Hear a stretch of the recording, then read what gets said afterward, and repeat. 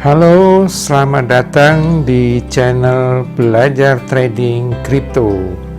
Pada sesi awal kali ini, kita akan mencoba mengenalkan apa itu uang kripto. Karena saat ini, uang kripto sedang trending di seluruh dunia, menjadi alternatif sebagai uang digital, sebagai aset digital yang bisa dimanfaatkan sebagai investasi ataupun nantinya sebagai alternatif pengganti uang untuk transaksi.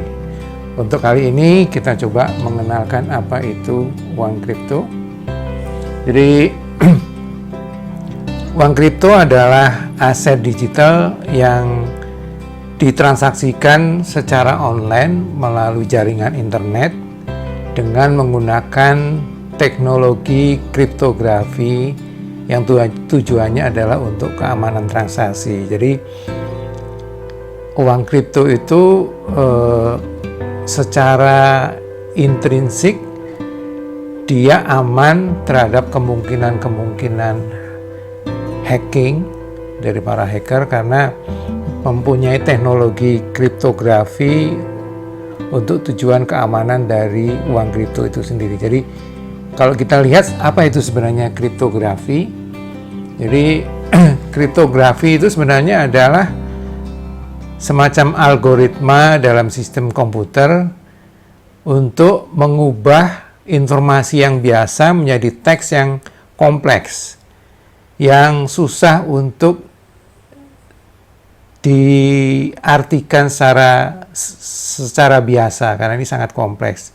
Tujuannya apa? Tujuannya adalah untuk menjaga keamanan informasi, seperti menjaga rahasia dari data, menjaga integritas dari data itu sendiri, dan juga memastikan tentang keaslian data. Karena dengan demikian maka keamanan dari aset kripto itu akan terjamin. Itulah maka orang-orang semakin banyak percaya kepada keamanan dari cryptocurrency itu sendiri. Nah, terus apa kira-kira kelebihan dan kekurangan dari uang kripto? Karena sekarang ini uang kripto sudah menjadi trending di level dunia, kita perlu juga mengetahui apa sih sebenarnya kelebihan dari uang kripto itu. Yang pertama, kelebihannya dia bersifat universal. Jadi berlaku di seluruh dunia. Dari Eropa, Afrika, Asia, Amerika, Australia, semuanya uang itu bisa dimanfaatkan, bisa diperdagangkan secara terbuka. Kemudian yang kedua, kepemilikannya itu tidak membutuhkan syarat-syarat khusus. Jadi siapapun juga bisa membeli atau menjual uang kripto. Jadi sangat fleksibel. Dan yang ketiga, transaksinya sangat cepat dalam hitungan menit saja. Karena semua transaksi itu dilakukan secara online melalui jaringan internet. Jadi jauh berbeda dengan transaksi keuangan yang biasanya dilakukan di perbankan. Di aset kripto ini transaksinya sangat cepat. Kemudian yang keempat, sifat transaksi itu sangat transparan. Jadi semua transaksi yang pernah dilakukan itu bisa di tracing, ya, bisa diurutkan, bisa ditampilkan apa saja yang pernah ditransaksikan, kapan waktunya, berapa besarnya, semuanya bisa secara terbuka dilihat. Yang berikutnya, transaksi itu dilakukan sendiri, jadi tidak melalui campur tangan dari orang lain. Itulah sebabnya orang semakin percaya karena kayak kita punya dompet sendiri, jadi semua uang yang kita keluarkan dari dompet atau semua uang yang kita simpan di dalam dompet itu kita sendiri yang melakukannya, tanpa ada pihak lain yang ikut terlibat di situ. Inilah kelebihan-kelebihan dari uang kripto. Namun demikian, di samping kelebihan, pasti ada juga kekurangannya. Yang pertama, karena semua orang bisa membeli atau menjual uang kripto, pasti ada risiko yang sifatnya ini menjadi peluang untuk money laundering, untuk uang-uang panas yang sebelumnya susah untuk dialihkan fungsinya, sekarang bisa menjadi dikonversikan menjadi uang-uang kripto. Ini salah satu kelemahan dari uang kripto. Yang kedua, kalau kita lupa password, itu juga risiko sangat besar, karena artinya kita tidak dapat melakukan akses ke dompet uang kripto kita. Otomatis seperti kita kehilangan dompet, jadi nggak bisa membuka dompet, nggak bisa mengisi dompet, nggak bisa mengambil isi dompet, ya otomatis seperti dompet kita hilang, uang kita hilang, begitu. Jadi sangat disarankan semua password, semua key karakter yang harus dicantumkan di uang kripto itu kita catat secara terpisah di lembaran kertas tersendiri, kemudian kita simpan entah di tempat yang aman, di brankas atau di lemari, ya, supaya pada saat kita lupa kita bisa merujuk kembali kepada catatan yang kita sudah buat. Itu sarannya untuk mengatasi lupa password. Dan yang berikutnya, kelemahannya ada beberapa negara yang masih belum bisa menerima kehadiran dari uang kripto ini sebagai aset digital. Namun sebenarnya di beberapa negara justru uang kripto ini sudah menjadi salah satu pengganti alat pembayaran di sana. Jadi mereka lebih percaya kepada uang kripto dibanding dengan uang mereka sendiri. Ini mungkin karena kondisi ekonomi mereka yang sedang terpuruk, begitu ya. Jadi mereka lebih percaya kepada uang kripto dibanding uang dari negara tersebut. Nah, terus untuk Indonesia sendiri, gimana kira-kira legalitas dari uang kripto itu? Jadi di Indonesia, uang kripto itu diatur oleh Badan Pengawasan Perdagangan Komoditi Berjangka atau BAPEPTI, dan di sana disebutkan bahwa uang kripto itu adalah sebagai komoditi, bukan sebagai mata uang atau sebagai alat pembayaran. Artinya di Indonesia kita tidak bisa menggunakan uang kripto itu untuk membayar tagihan listrik, membayar tagihan air minum, membeli barang, atau untuk membayar biaya untuk ke hotel dan sebagainya. Jadi sifatnya uang kripto itu adalah sebagai komoditi.